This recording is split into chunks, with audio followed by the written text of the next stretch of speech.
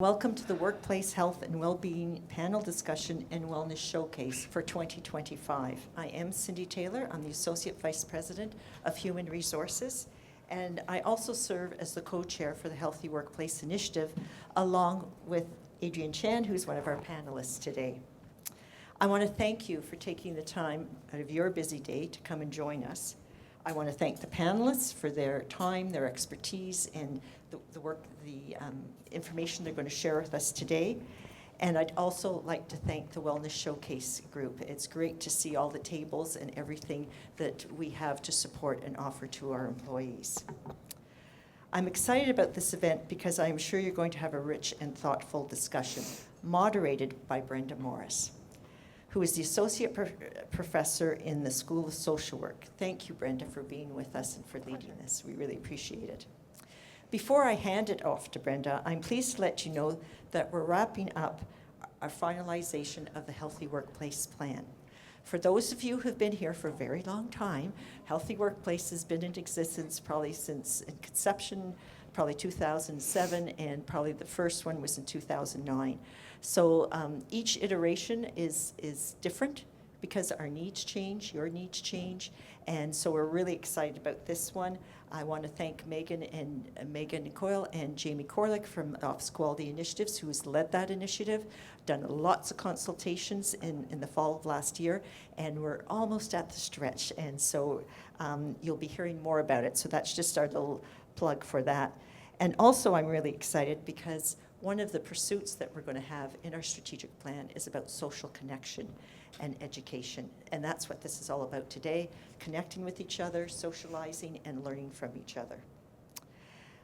So I'll ask you to enjoy the discussions today, and I did want to let you know that this is being recorded so that those who could not attend today, because guess what, it's snow day in Ottawa, surprise, surprise, and no school buses, surprise, surprise. So there's many people who would like to have been here today that can't come, so they'll be able to listen and enjoy the context of the panel discussions. So with that, over to you, Brenda. Thank you. Thank you very much, Cindy. Can you hear me all right? Yeah, for someone who teaches for a living, I don't have a very strong voice, so this is my new best friend, or my always best friend. I'm really delighted to be here with you this afternoon to moderate a wonderful, rich, and engaging panel on the topic of workplace health and well-being. I would like to start by acknowledging the land that we're on this afternoon. At Carleton, we live and work on the unceded and traditional territories of the Algonquin Nation. Many of us here are settlers, some of us are guests, others are Indigenous hosts. And we're very privileged together to have the opportunity to be here, to learn and grow together through the resurgence of Indigenous cultures and practices. And as we gather to engage this notion of wellness, I think it's really just important to always start with that land acknowledgement that just says that here we all are together to think about wellness. So we have almost an hour to engage with the panel, and I need to start by telling you that I am counting on you to really make use of this time to ask questions and to make comments in response to what our panelists are going to bring into the afternoon for us. So I will start with introducing our esteemed colleagues, and I'm going to ask them an opening question and see where that goes, after which it's over to you. So please be formulating and thinking about where are the points of connection for you, and how will you maybe contribute to this being a nice engaging time together. So I'm going to start from my closest left, which is Professor Adrian Chan from the Department of Systems and Computer Engineering. Welcome. Followed by Caroline Workman, who is the National Practice Lead of Wellbeing for Canada Life. So pleased that you're here with us, Caroline. Thank you. And at the far end, Robyn McQuaid, Assistant Professor in the Department of Neuroscience. Thank you so much for being here. So let's get started. Robyn, I'm going to start with you, and I would like, I'm going to ask each of you to tell us a little bit about how you come to this topic and maybe what some of the trends are that you're noting in workplace health and well-being in 2025. Sure, thank you. You can hear me as well.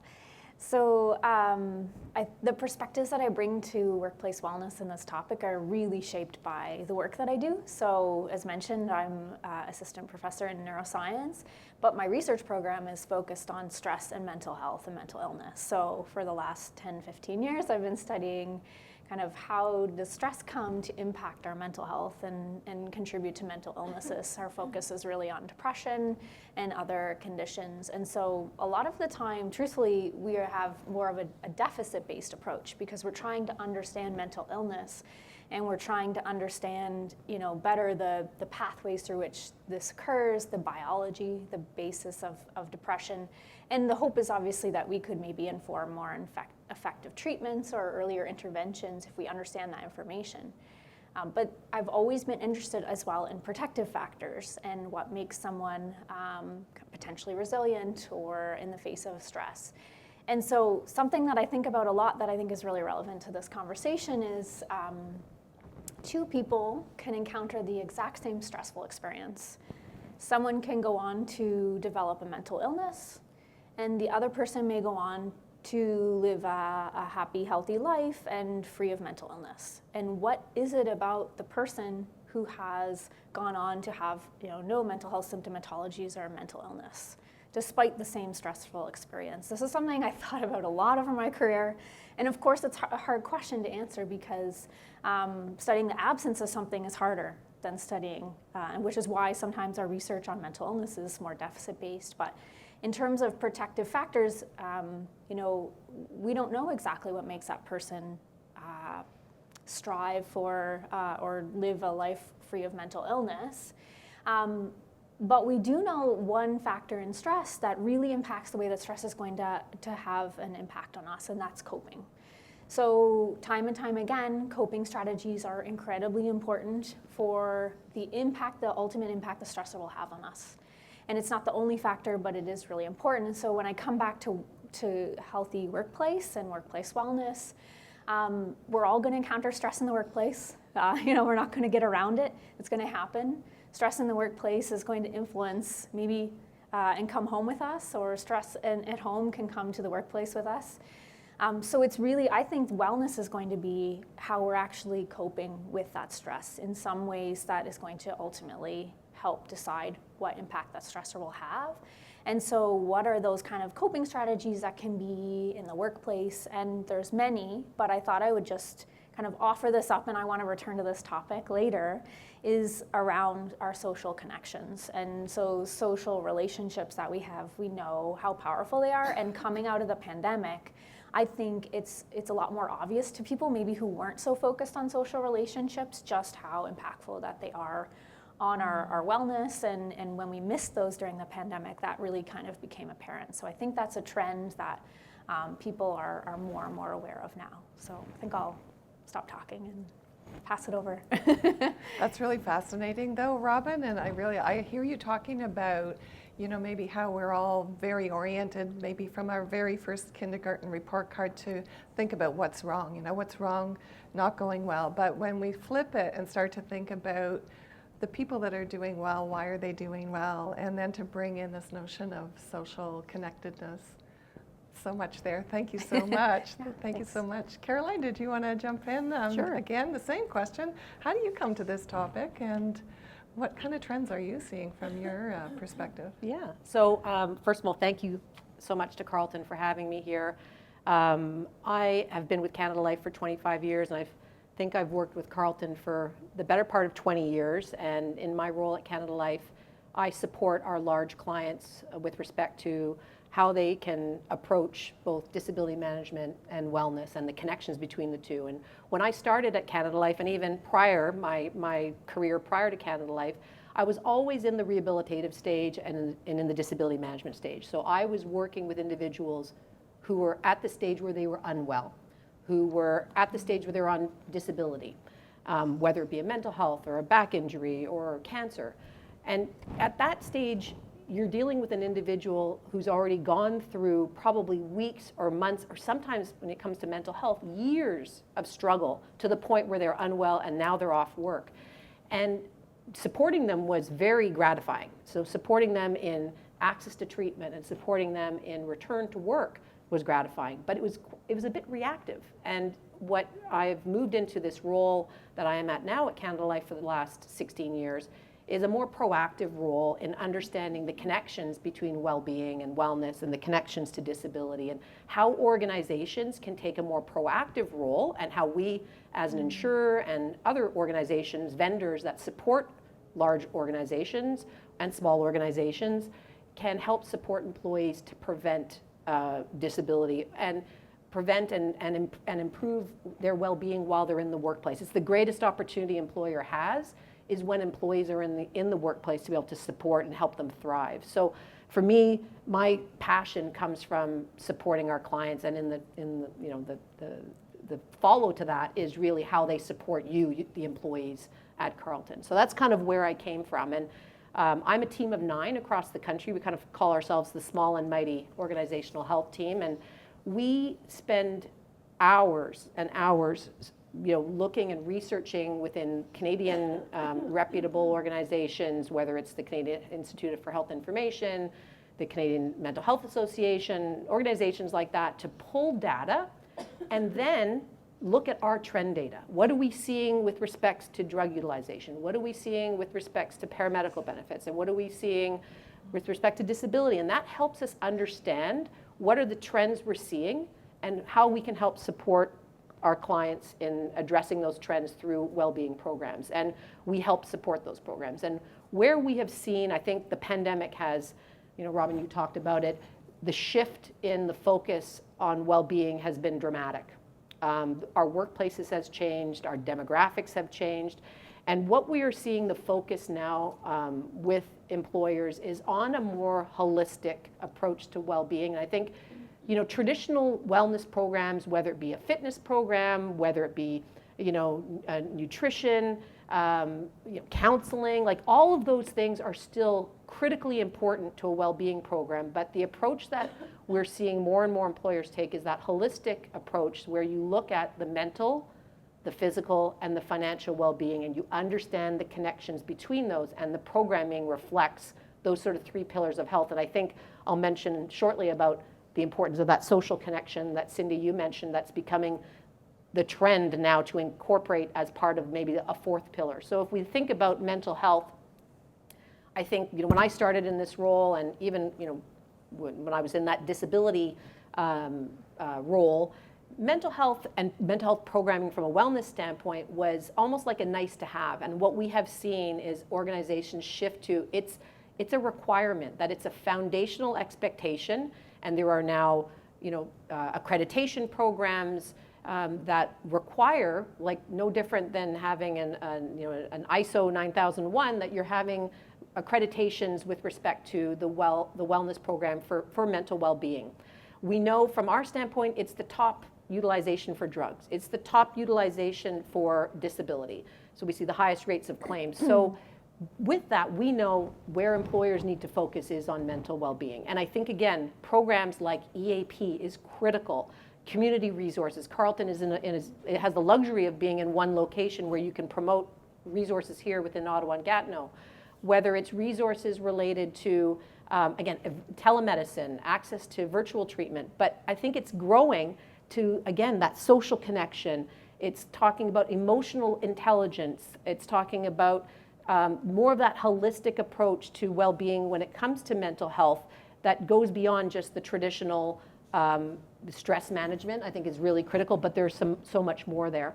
If we think about the physical well-being, what we are seeing is the stats show about 1 in 2 Canadians are dealing with a chronic disease. And a chronic disease is everything from blood pressure, diabetes, cholesterol, Crohn's disease, et cetera, people that are on perhaps long-term maintenance drugs. And a lot of these conditions are conditions that are very lifestyle driven, which means that we have the capacity to control these conditions with things like diet and exercise and stress management, smoking cessation, and sleep. So programs are really critical to be able to target resources to address those chronic disease issues that are impacting Canadians. And the third pillar, when we think about the financial well-being, what we're really seeing, and I think the pandemic really showed us how many Canadians are really struggling financially, whether it's the cost of living or inflation. And what we are seeing, that connection between those three pillars, is that people who are in debt are 3 times more likely to struggle with a mental health issue. So we know it's really important for organizations to build and offer robust programming for everything from financial literacy to debt repayment programs to financial counseling. So that's a critical role that an employer can play in helping provide that guidance, and even retirement planning. So when you're no longer an employee at Carleton, providing that, that transition. And then when we think about, again, those 3 pillars, there are also some other sort of, I think I wouldn't call them fringe, but there's also some other areas where we're seeing an impact with respect to wellness. And the diversity and inclusion is something that many employers are mandating as part of their organizational structure, but it's also it's really critical that it's part of your wellness programming. So diversity and inclusion means making sure that programming is culturally sensitive, that you offer it in multiple languages. We're seeing an influx of new Canadians coming to Canada, and they are your employees, they're our employees. So making sure that programs are aligned with offering more diverse programming. The demographic change as well has had a huge impact. We are now seeing the largest employee group is our millennials. Millennials are, in that 27 to 42. They're prime parenting. We know during the pandemic they struggled with parenting and the work from home and now the return to office. So that is a demographic that is where we're seeing wellness really targeted. And what's important to note is that demographic is also termed as the wellness generation, because they're highly technology focused. They have a self-serve, and many of you I see are millennials in the audience. So they're really able to look at things like self-serve for wellness, which is really a positive. And finally, I think going back to the social connection is where we're seeing wellness programming is recognizing the power of connection. The pandemic moved us, for many of us, outside the traditional workplace. Now we've moved to either back to the office or we're in a hybrid. Social connections really has to nurture us to return to the workplace, to make us feel valued, to have those social connections, but also to offer those services virtually for those that aren't on campus or aren't in a workplace every day of the week. So those are sort of the key pillars that we're seeing in wellness that are really driving corporate and organizational wellness programming. Wow, Caroline, thank you so much for that. It's really fascinating for you to bring us that national perspective into this conversation, and thank you for the 3 pillars. What a helpful way to sort of conceptualize the avenues, I suppose, that lead in the direction of wellness. This is awesome. Adrian, going to turn it over to you to talk a little bit about how you connect to this topic yourself and the trends that you're noting. Sure. I guess first of all, it's wonderful to be here. Happy New Year to everyone. Some of you might think it's late in January, but it's Chinese New Year's. So we can continue to say Happy New Year's for at least another few weeks. So for those who know me, how do I come to things? Some will say it's because I join any committee and anything that has food associated with it.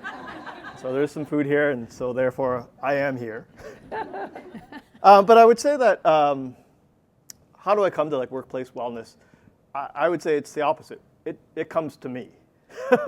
Right, I've been here at Carleton now for over 22 years. And I remember back in the day starting as an assistant prof, new faculty member, and things were just chaotic, just trying to figure out, what I'm supposed to be doing as a prof, trying to manage a research team, trying to figure out my teaching, trying to figure out the admin, trying to figure out the tunnels. and then throughout my career, doing a whole bunch of different things. I ran the Shad Valley program, for example, here. So I was spending a month of the year living in residence, dealing with over 50 high school students with program activities, 24 hours a day, 7 days a week for a month. I did a little tour of the upper administration for a few years, trying to figure out what those jobs are and all the different portfolios associated with that. I run a fairly large research team and a number of large research grants. At home, I've got 4 young kids. Well, they're not so young now. Their youngest is 9, the oldest is 16. And I have, talk about millennials, I think I'm not a millennial, I think I'm Gen X, but I have that young kids. And then just actually yesterday, I came back from visiting my aging parents. And so I'm feeling that so-called sandwich part of it as well.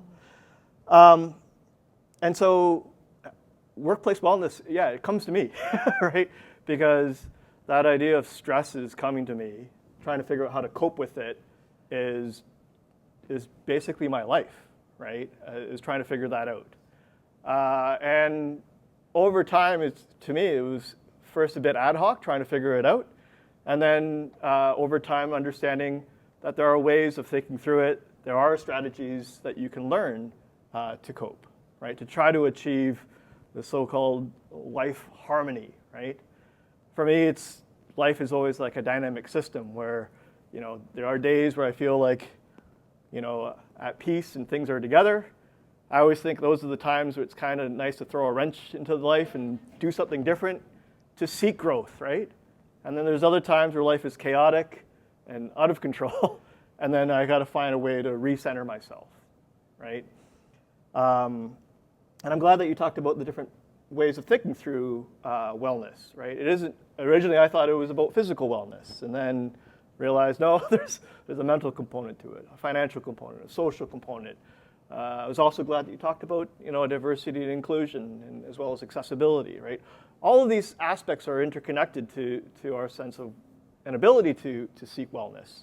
And all that interconnectedness now is like, in my mind, of, we can't separate the different parts of our lives, my work life, my family life, and my friendships and stuff like that as separate parts away from wellness. They're all interrelated and connected in that way. And then I was thinking more about, like, when you talk about trends, I don't know if I can talk about trends, but I can talk about the context I think that we are in. Part of me thought back to the pandemic time, and in some ways, I thought that time was in some ways initially easier because there was not really a choice, right? We were told, go home, stay there. And so I didn't have to think. I knew what I needed to do. Right now, I feel like, our context is higher uncertainty, but there's seemingly that there are choices to be made.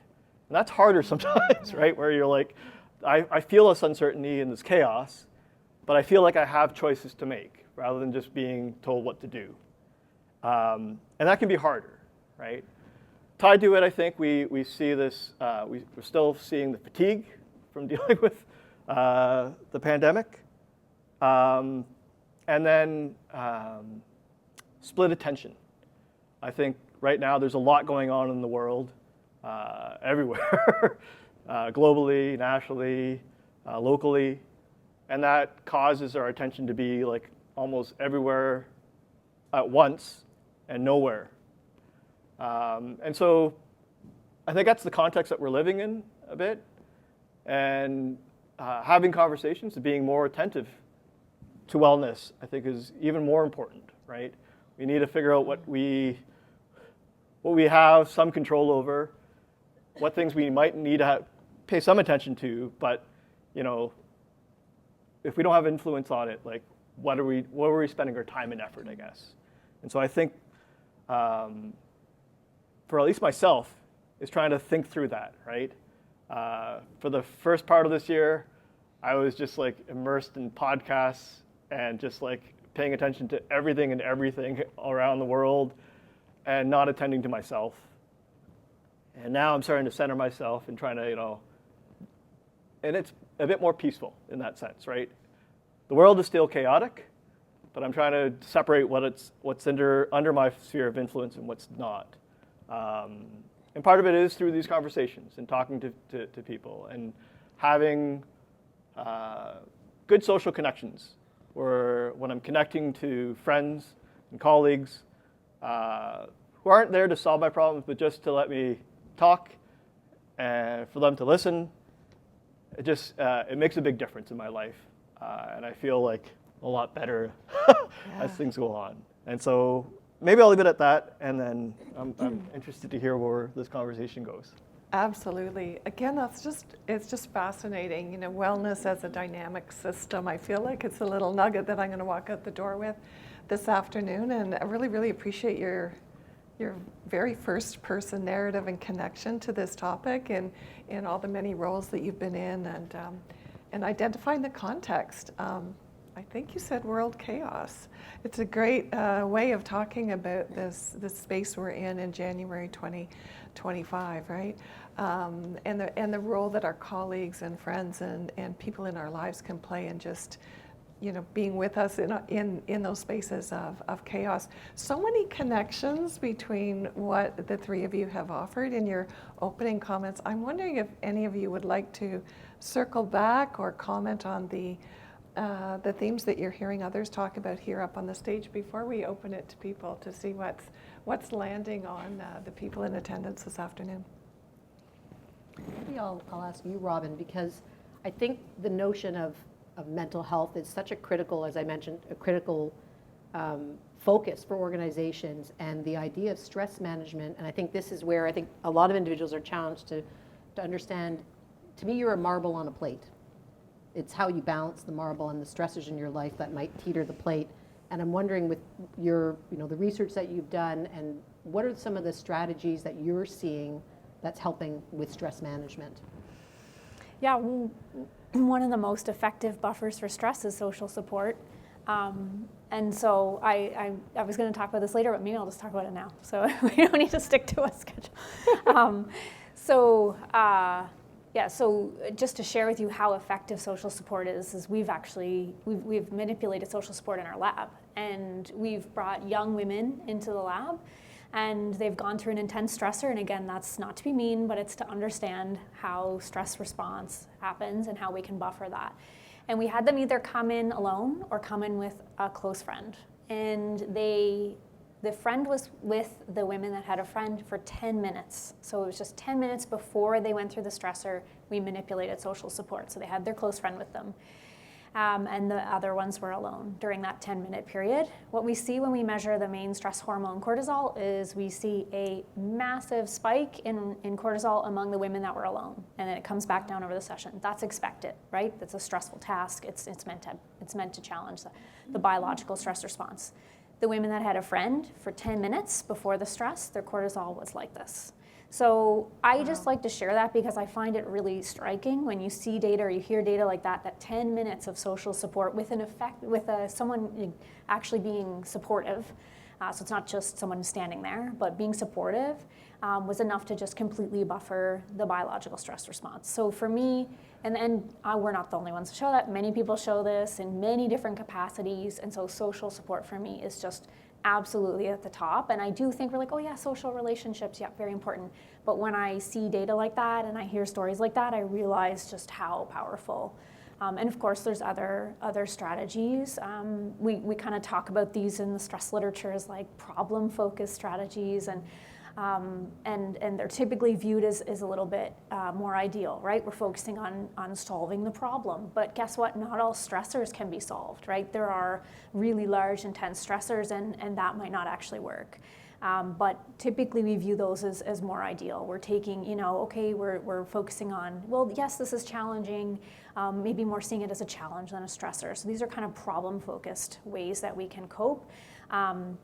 Avoidant focused coping, maybe we all know of people who don't want to deal with the problem, and usually we say, if the stressor can be dealt with, avoidant focused coping is not so good. So, but sometimes in a really stressful situation like the loss of a loved one, going to the movies with friends and taking that time is actually a good strategy. And so there's no one good way to cope. And then the other one is something that I like to say I do sometimes, which is not so good. Emotion-focused coping, when you ruminate and you rethink about it and you overplay it, staying in those emotions sometimes, there's always, when I teach my classes, I always say it's not the best strategy, but there's always scenarios where you can find that actually emotion-focused coping is relevant and good. So so I think obviously we know dealing with the problem is usually the best, but it's always stressor context dependent. Yeah. Right. Fascinating research. Wow. Any other comments from our panelists before we hear from our audience? I wonder if things are going through your head, if questions are coming to mind, or if you'd like to comment on any of the topics that have come up, this notion of social connectedness as a factor that supports our coping. There's so much to sort of riff off of here. I think we have a microphone somewhere in the audience. There it is. Anybody want to bravely raise their hand?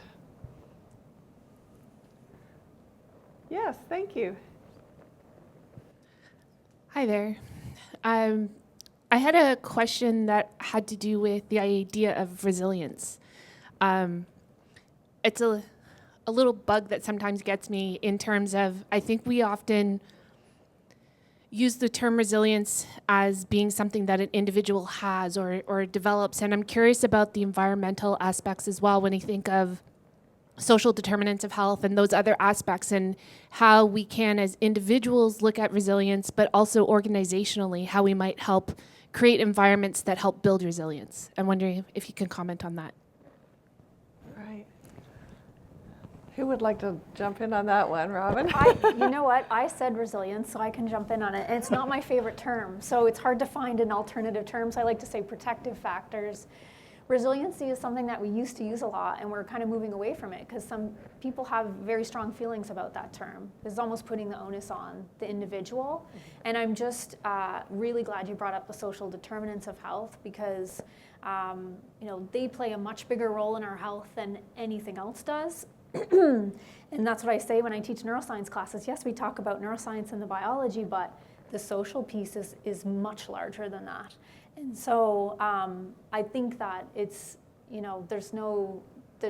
resilience is a tricky term, and I think that it's all depending on an individual circumstance. And what I talk about in my classes a little bit is that depending on where you fall in those social determinants, many of those, poverty, and we talked about financial stress a little bit, those are huge life stressors, right, that you have no control over. In many cases. So yeah, great question, and I don't know if other people want to. Yeah, I mean, it is a term where I think it has some difficulties with it. Part of it's not that personal resilience is not important, but there are times where I think it's not for you to be resilient in the environment, right? If the environment is overly oppressive, it's not for you to be resilient. It's kind of like if my house is burning, it's not for me to be resilient against the fire, right? I need to get rid of the fire kind of stuff, right? And so I think some of the pushback is essentially that, right? It's not necessary for you to be resilient when the environment needs to change. At the same time, though, there's still a need for personal resilience. Everyone has and should face stress, right? This allows for growth. When I teach, if I'm not applying some stress to my students, putting them out of their comfort zone, then they're not learning, right? But if I push them further out there into a panic and danger zone, then they're also not learning, right? I'm just putting them into a place that's not good for learning, right? And so it's not that stress is bad, it's the appropriate type of stress and our ability to have resilience for appropriate stress, I guess. Mm-hmm. And the other thing I've been more recently thinking about is this idea of community resilience, right? Where it's not a resilience of just individuals, but as the community at large, right? And I see that when I'm working on teams or within community as well, where we look after each other, I guess, right? And at times, maybe I'm stepping forward. Sometimes I'm relying on others. And that's tied to that kind of personal resilience in some ways, but it's that social, it's part of that social buffering, I think, that allows us to persist together in that sense. And then more recently, I'm thinking about, institutional resilience and this, that, and the other. So I also can't find another word. I spent a lot of time in the thesaurus, but I think the sentiment behind it, I think, is there. And we just need to think about it beyond just an individual responsibility. Mm-hmm. Yeah. When I think about resilience, I think about, if we think about stress, I think of it as a continuum. And we would all love to be thriving and sort of, let's say, if I had to kind of like 4 categories in the, you are rock star performer, you're, doing well at work, everything's going well at home, and that's where we'd all want to be. And as we move through sort of a quadrant of that stress continuum, it may be then we're starting to deal with some stressors at home or at work or with family or financial, and then it moves into that kind of crisis, which is kind of the far right zone. And if you languish too long on the far right is when you become unwell.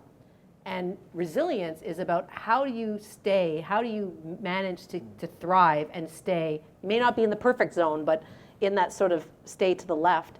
So resilience, I agree, has some components. We own resilience. We own our own ability to keep the marble in the center of the plate, and that might be about setting boundaries, that might be about work-life balance, that might be about asking for help, social connections, focusing on our, Adrian, you mentioned, focusing on my own personal growth and my own personal health, but it is also the environment. So your family, the resilience your workplace gives you, the resilience, your community gives you. So I do agree, it's not, the onus isn't just on us as individuals, but resilience is what helps you stay in that thriving space. And that to me is a critical piece. And I know, if you're coming back to talk to myself and my colleague Tisha, Workplace Strategies for Mental Health, one of our sites has a ton of resources on resiliency, including like a plan for resilience, not just for employees, but we also have a plan for resilience for post-secondary students that we have promoted to Carleton as well. And again, it's a tool. It's a tool to understand how do you prepare in case there's some moment in your life goes unwell. How do you maintain that resilience? How do you respond to it? Wow. It's such an important topic. I wonder, do you have any other comments now that you've heard from people? I just really appreciate the responses for it, and love taking that multi-layered approach to that concept. And when I forget who is just speaking, but when you were talking about the continuum, it reminds me of that dual continuum for mental health, mental illness, and how we all have mental health, right? It could be, we could have languishing mental health, we could have thriving mental health. That's different than having a mental illness and being well and unwell. And so I like how you presented that and brought that forward. So I appreciate that. Welcome. Thank you for getting us started. Are there other questions arising from, thank you. The mic's on the way.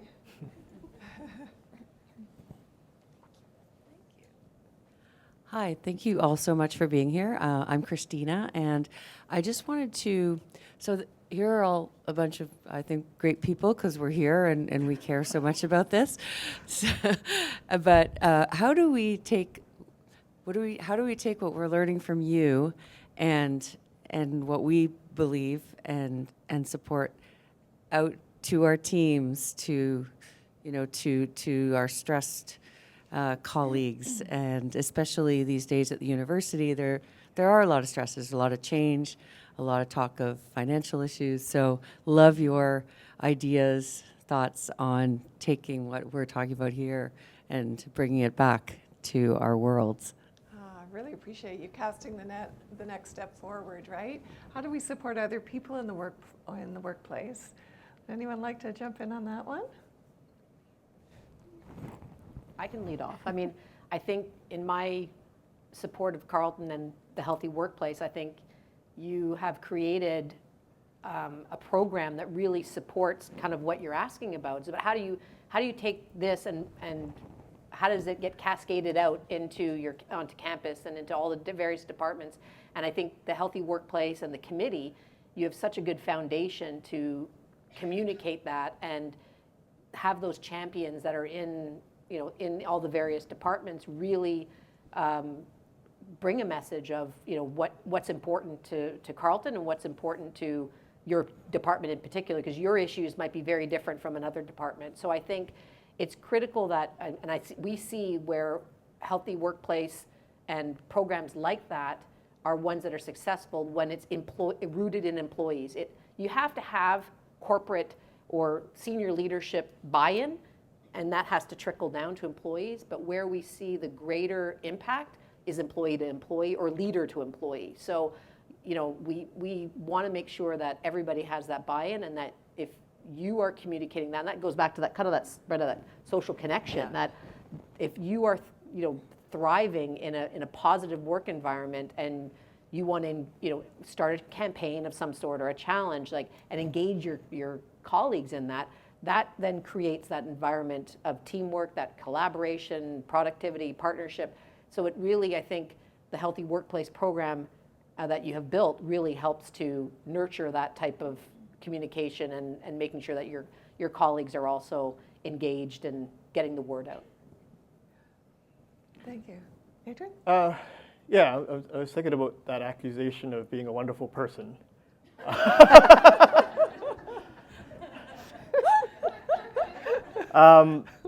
But on that note, I mean, I have this sense, and I see this from my students, right? Because they will see my website and things that I do, right? And superficially, people would think, oh, Adrian, he's thriving. He's doing a lot of stuff. He's performing really well, and he's like, oh, he leads by example because of this, that, the other, right?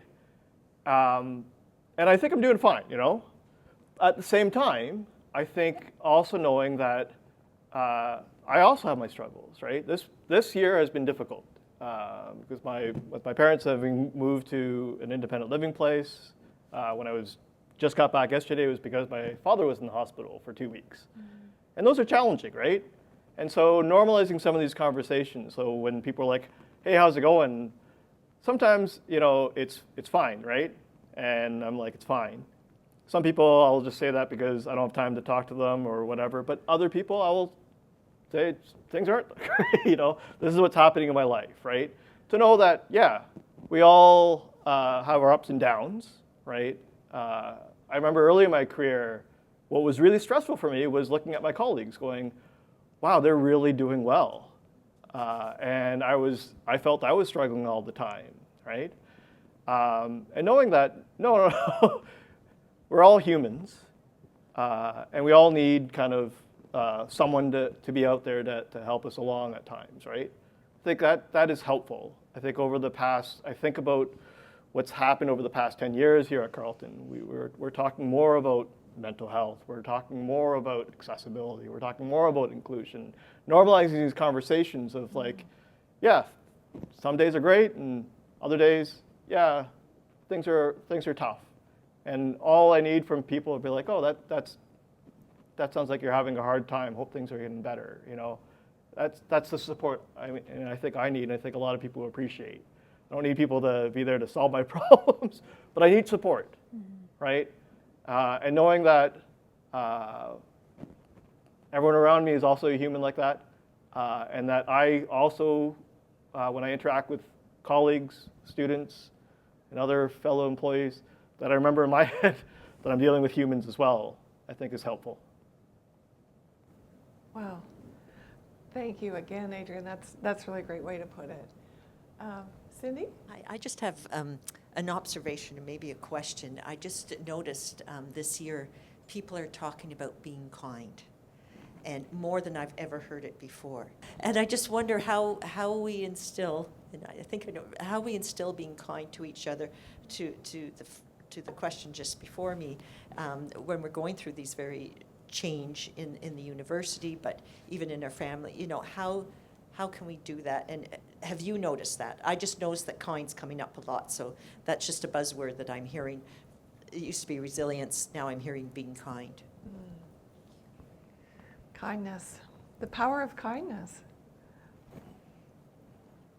I think it goes back, Cindy, to that shift in that holistic wellness approach that most organizations, I think kindness is falling under that scope. And I think the pandemic has been this really pivotal change in the organizational's approach to wellness. And I think having more, yes, the pillars are really critical, but having programming that talks about emotional intelligence, which is how we communicate, which talks about resilience or talks about kindness or incorporates those strategies, is becoming more the norm, I'd say. And I think that 2025 piece is where it's going. And I think the kindness piece is, again, we were really struggling in the pandemic. You know, we all, again, like you said, Adrian, we all had to shift to work from home. We all had our own struggles.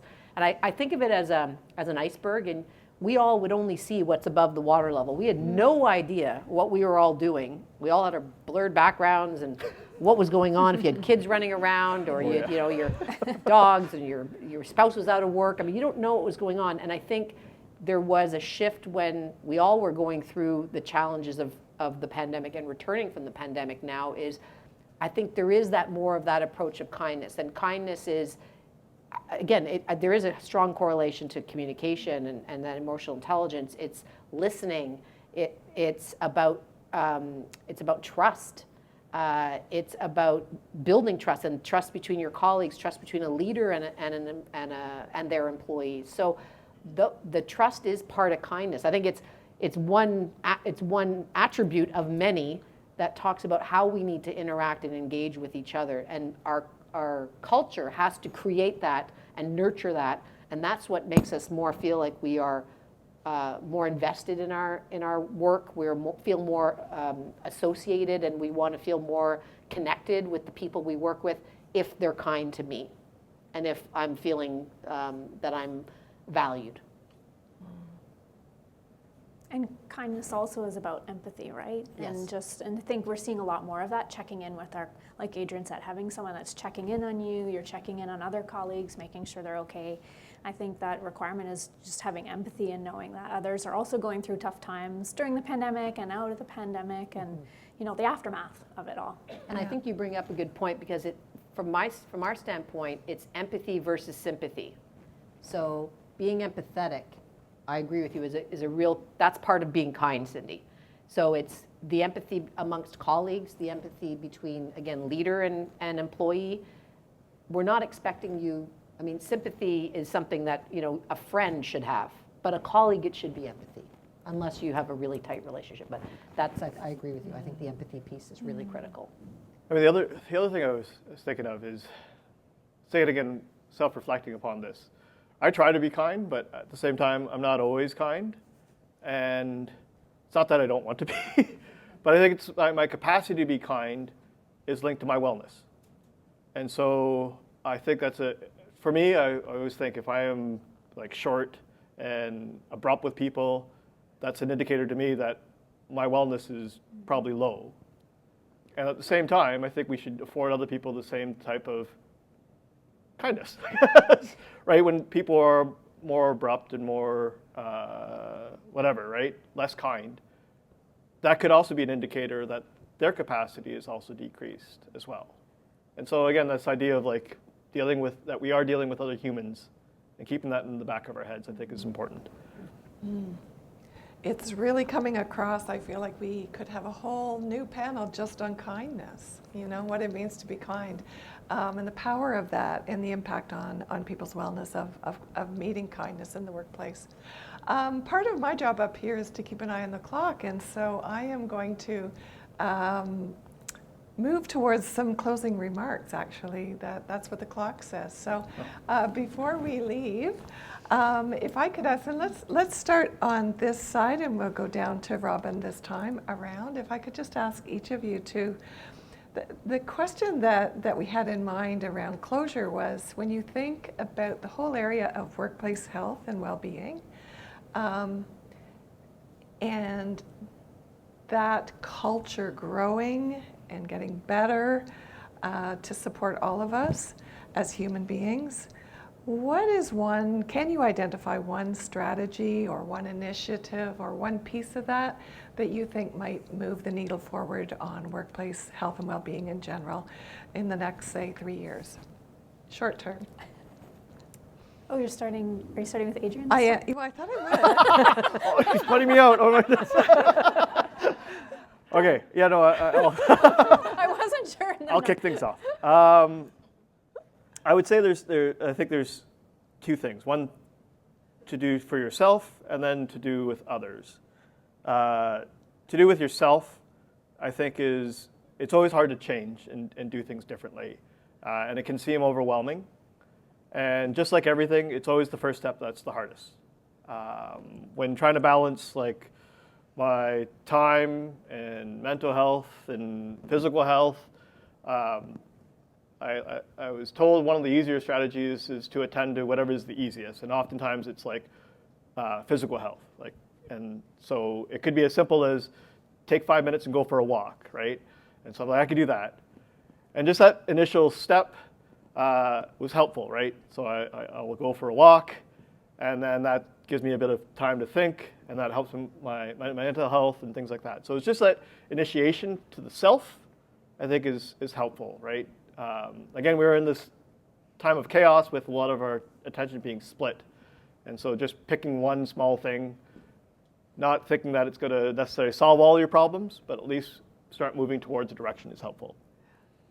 And then to others, there's just one podcast I listened to, I forget which one it is, but their tagline at the end is, take care of yourself, and if you can, take care of others, right? And it is that part as well, which is, we always hear about, you can't help others if you're not first helping yourself, and know that your capacity to do so will vary over time. And so be kind to yourself in that, as a good friend, I will be there to help my friends. But if I'm also a good friend, then I should be willing to rely on my friends for help, right? So I've come to the point where now I'm affording my friends the opportunity to help me, just like I hope that they afford the opportunity for me to help them, right? And so I think that's the other part that we need to think about is to kindness to others as well as kindness to ourselves in that sense, that we can allow those reciprocal relationships to thrive. Wise words. Thank you so much, Adrian. Caroline? I think what we are seeing with workplace wellness is how it can be rolled out and how it can be promoted to employees. And I think there's an opportunity when we talk about moving the needle is about it should be part of the life cycle of an employee. So wellness shouldn't start only for those seasoned employees. Wellness should start right from recruiting. Wellness should it should be incorporated into training employees.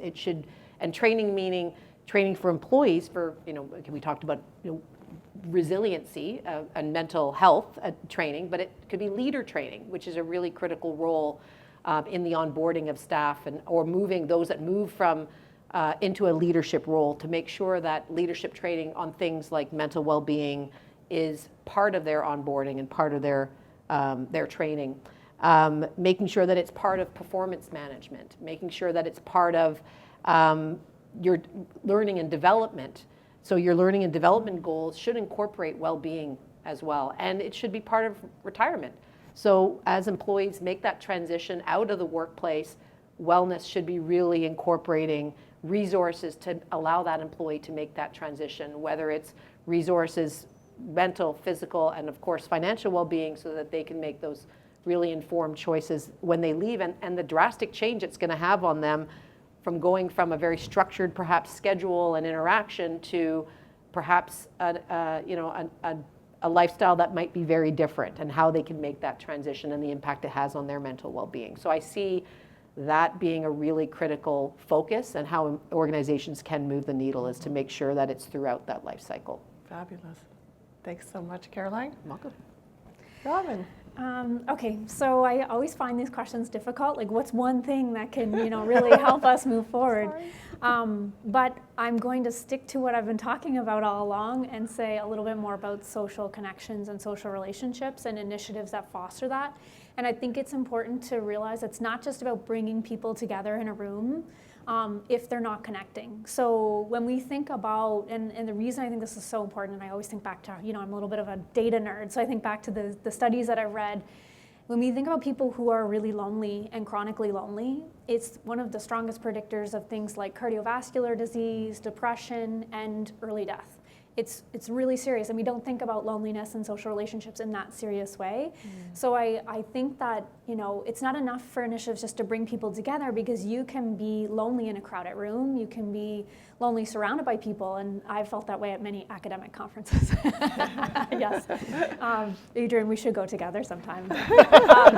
So, but it really is about connecting one-on-one, and it doesn't have to be a big group. It doesn't have to be, so I'm thinking about initiatives that are more about small and connections, about getting people to really know each other and have empathy for each other and care for each other. And it's that quality of the relationships that are just hugely important compared to the quantity. And so that would be where I would push kind of initiatives if I could. Thank you so much, Robyn. So just before I make a few very short closing remarks, I wonder if you would join me in thanking our panelists.